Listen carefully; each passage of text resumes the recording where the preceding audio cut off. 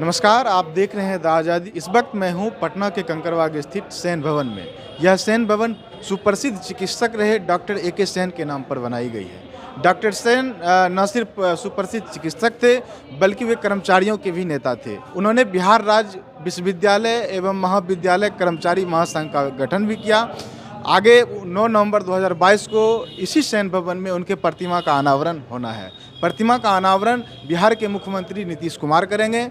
इस कार्यक्रम में देश के कई नामचीन हस्ती भी शामिल हो रहे हैं। भाकपा महासचिव और पूर्व सांसद डी राजा भी कार्यक्रम में शिरकत कर रहे हैं। इसके अलावा बिहार सरकार के विभिन्न विभागों के कई मंत्री भी इस कार्यक्रम में शामिल हो रहे हैं। तो डॉक्टर सेन कौन थे, उनका क्या व्यक्तित्व था, समाज के लिए उनका क्या योगदान रहा है, इन तमाम बिंदुओं पर हम आइए। यहाँ पे कुछ लोग हैं आयोजन समिति के, कार्यक्रम के आयोजन को लेकर के कुछ तैयारियां कर रहे हैं। आइए हम उनसे बातचीत करते हैं और डॉक्टर सेन के जीवन पर हम लोग प्रकाश डालने की कोशिश करते हैं। डॉक्टर सेन साहब की प्रतिमा आगे 9 नवंबर को लगने वाली है, तो हम ये जानना चाहेंगे कि डॉक्टर सेन का व्यक्तित्व क्या था, समाज को लेकर के उनका क्या योगदान रहा है। Doctor A K. सेन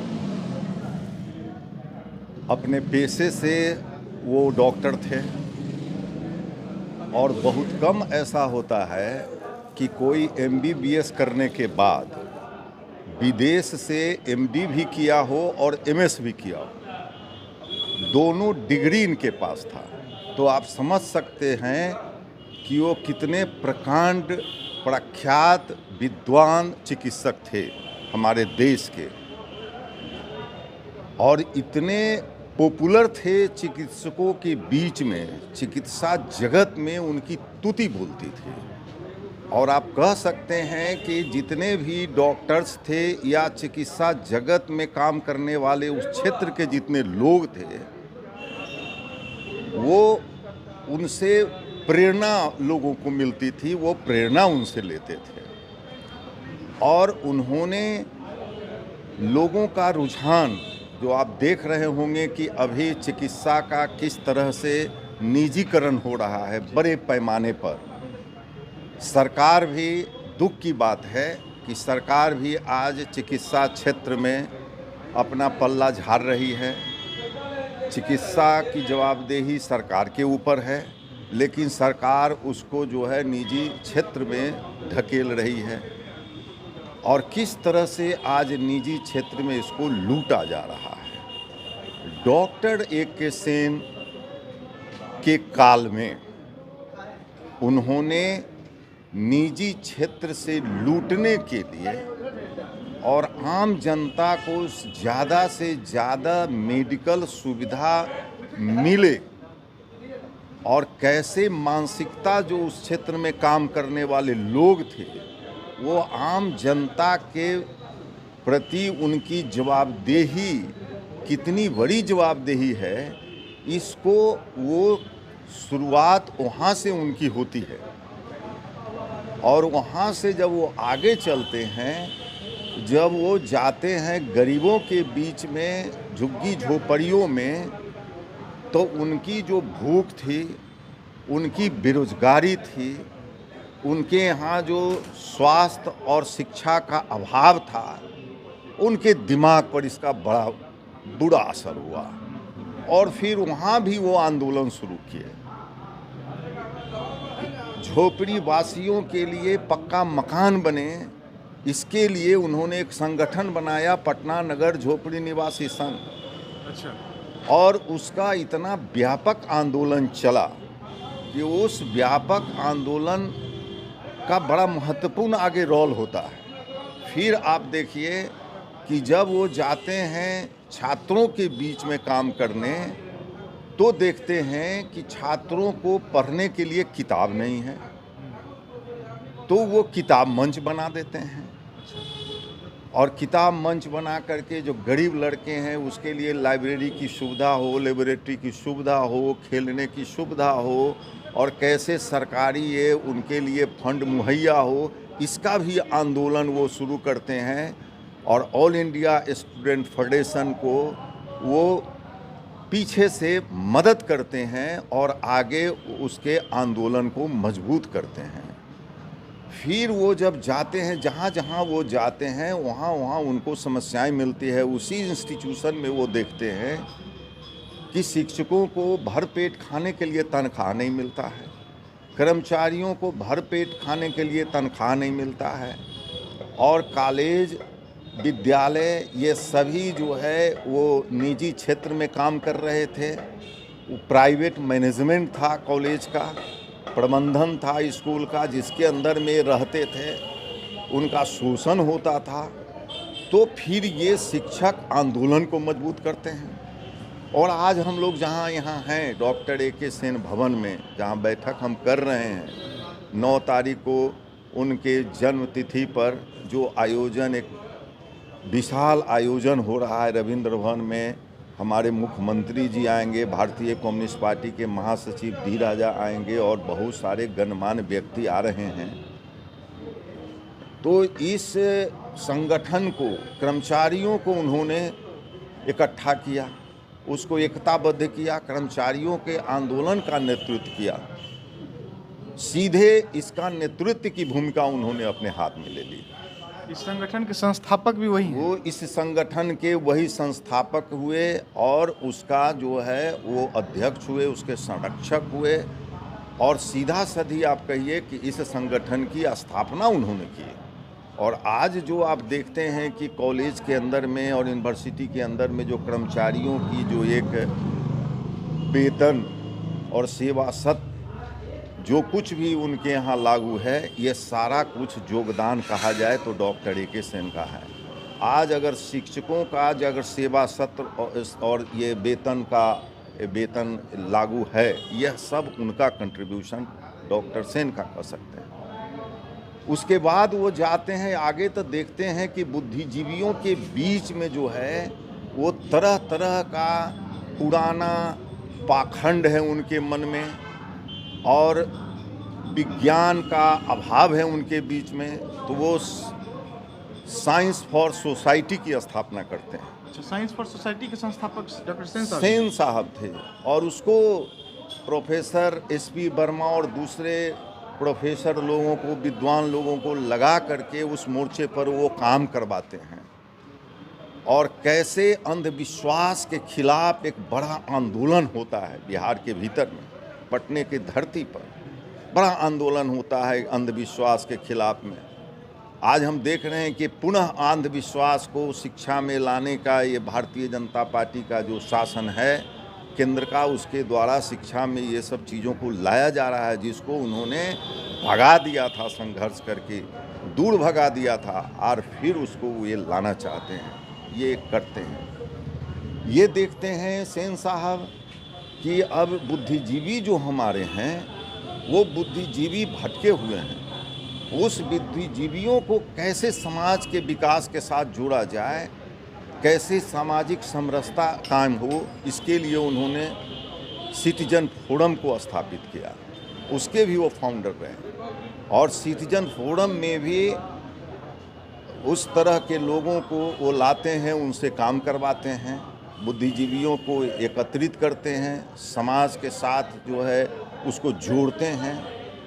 और फिर वो जब आगे बढ़ते हैं तो देखते हैं कि यहाँ पर राजनीतिक जो हालात है वो गड़बड़ है।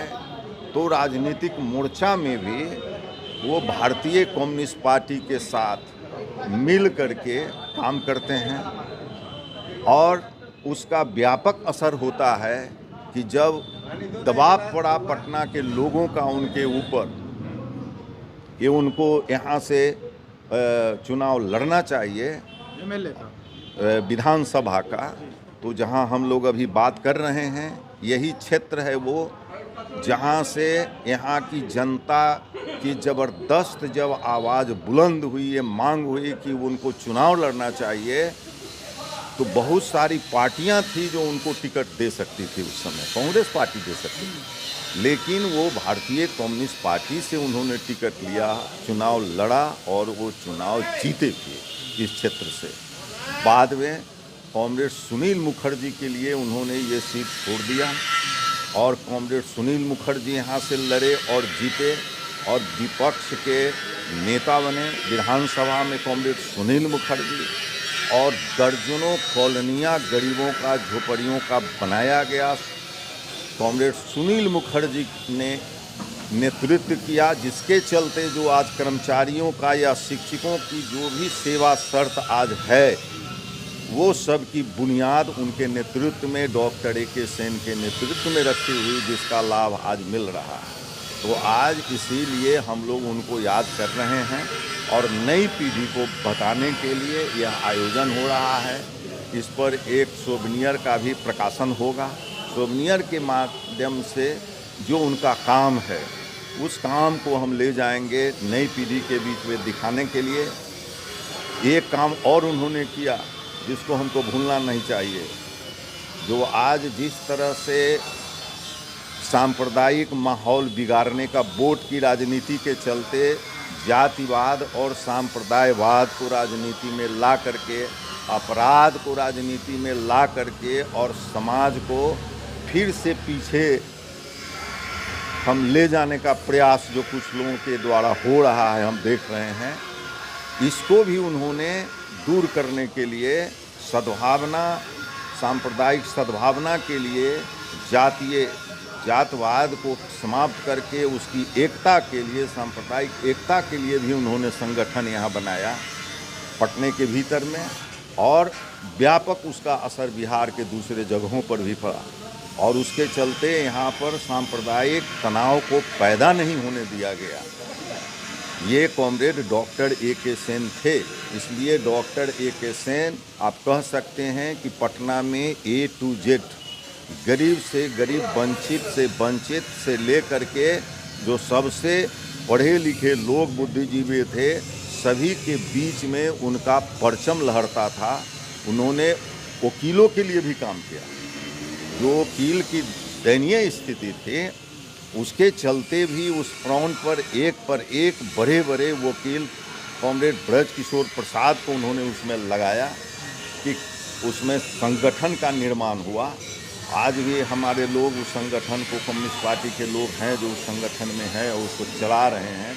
आप देखे होंगे कि अभी 2 साल कोरोना में वकीलों की क्या दुर्दशा हुई है। हमको सेन साहब की याद आती है कि अगर सेन साहब होते तो आज उन लोगों को ये दुर्दशा नहीं झेलना पड़ता। तो ये कोई ऐसा क्षेत्र नहीं था जहाँ की उन्होंने नहीं छुआ, और जहाँ पर सामाजिक समरसता के लिए, प्रगतिशील विचारधारा के लिए, वैज्ञानिक सोच के लिए, गरीबी और अमीरी के बीच का जो खाई है उसको पाटने के लिए वो कोई कसर उन्होंने अपने जीवन में नहीं छोड़ा। जितने बड़े वो महान चिकित्सक थे, एक आदर्श के रूप में माने जाते थे, उनको अपने पेशे में इतने पारंगत थे कि वहाँ इनको कुछ करने की ज़रूरत नहीं थी, लेकिन वो इतने आम जनता के लिए, समाज के लिए वो समर्पित थे कि उन्होंने सब कुछ अपने जीवन को, आप कह सकते हैं कि कहा जाता था उनको कि अपने पेशे को आप जो है सो जितना लाभ दे सकते हैं लोगों को, तो आपको नुकसान होता है, लोगों को नुकसान होता है, आप दूसरे क्षेत्र में काम करते हैं। वो कहते थे कि हम जो है उधर करते रहेंगे और इधर जो है हमारा समाज जो है बिखरता रहेगा, हम इसको देख नहीं सकते हैं। इसलिए सभी का सामंजन कर करके वो चलते थे। एक महान व्यक्ति थे, हम उनको लाल सलाम करते हैं। अब 9 तारीख को उनकी जन्म तिथि है, हम उनको लाल सलाम करते हैं। और इस कार्यक्रम में व्यापक एकता के साथ सभी तरह के लोग उसमें शामिल होंगे। ये हम लोग भी प्रयास कर रहे हैं कि कोई छूटे नहीं, जितने क्षेत्र में वो काम किए सभी लोग उसमें पार्टिसिपेट करें। ये हम लोगों का प्रयास है। जी, जैसा कि आपने बताया कि जितने बड़े वो चिकित्सक थे, उतने उसी तरह का उनका व्यक्तित्व एक समाज सेवी के रूप में भी था। समाज के लिए उन्होंने जिया, पूरा अपना जीवन जो उन्होंने समर्पित किया समाज के लिए। तो पटना के किसी शहर में उनकी प्रतिमा क्यों नहीं आप लोगों ने प्रयास किया लगाने का? ये ठीक है, उनके नाम पे भवन है, यहाँ भी लगनी चाहिए। इस इलाके में रहे हैं, बहुत बड़ा योगदान पटना शहर में उनका रहा है, तो पटना शहर में आप लोग लगाने के लिए नहीं, कई बार चर्चाएं हुई बनाने की, लगाने की चर्चा होती रही है। और आप जानते हैं कि कॉमरेड राम अवतार शास्त्री की प्रतिमा हम लोगों ने लगाया था यहाँ पर। उनके साथ शास्त्री जी भी काम करते थे, यहाँ से 3 बार सांसद थे। और आप कह सकते हैं कि शास्त्री जी भी अगर सांसद हुए उसमें भी डॉक्टर ए.के. सेन का बहुत बड़ा योगदान था, जिसके चलते वो जीते चुनाव। तो ये शास्त्री जी की भी प्रतिमा लगी और उनकी प्रतिमा के लिए भी हम लोग कई वर्षों से बातचीत हो रही थी, उसी क्रम में ये हो रहा है। देरी हुआ है, देर हुआ लेकिन दुरुस्त हुआ, आज हो रहा है। नए पीढ़ी तक ऐसे व्यक्तित्व जिनको जानना चाहिए वो मैसेज जा नहीं रहा है, तो नए लोग जब उस तस्वीर को, प्रतिमा को पटना शहर में देखते तो उनके बारे में जानने का प्रयास करते। हाँ, वो आगे फिर हम लोग इस पर विचार करेंगे, आगे उनके काम को आगे बढ़ाने का। अभी हम लोग कई उनके जो संगठन थे उसको पुनर्जीवित किए हैं। हमारा पटना नगर झोपड़ी निवासी संघ बिल्कुल काम कर रहा है, हमारा सिटीजन फोरम भी बहुत अच्छा से काम कर रहा है। तो कई उनका संगठन है जो काम कर रहा है और उस याद को हम आगे रखने का प्रयास करेंगे। तो ये थे कॉमरेड रामलला सिंह, भाकपा के वरिष्ठ नेता। आपने सुना ही कि कितने जो है दिलचस्प व्यक्तित्व जो है डॉक्टर सेन साहब का था। हर क्षेत्र में जितने बड़े वो चिकित्सक थे उतने बड़े वो एक समाज सेवी के रूप में थे। हर शोषित पीड़ितों का वो नेता बन करके उभरे, उनके लिए उन्होंने काम किया और समाज के लिए उन्होंने जो है अपना जो है जीवन समर्पित किया। तो ये सेन भवन है, यहाँ पे आगामी 9 सितंबर को उनकी प्रतिमा का अनावरण होना है। मुख्यमंत्री नीतीश कुमार के अलावे बिहार सरकार के और भी कई विभाग के मंत्री उसमें शिरकत कर रहे हैं। भाकपा के महासचिव और पूर्व सांसद डी राजा भी इस कार्यक्रम में शामिल हो रहे हैं। रविंद्र भवन में एक प्रतिमा अनावरण समारोह रखा गया है, वहीं से रिमोट के माध्यम से प्रतिमा का अनावरण किया जाएगा। तो ये था डॉक्टर सेन साहब का व्यक्तित्व। अगर यह वीडियो आप YouTube पर देख रहे हैं तो हमारे चैनल को सब्सक्राइब कर दीजिए। अगर यह वीडियो फेसबुक पे देख रहे हैं तो वीडियो को लाइक करें और शेयर करें। बहुत बहुत धन्यवाद।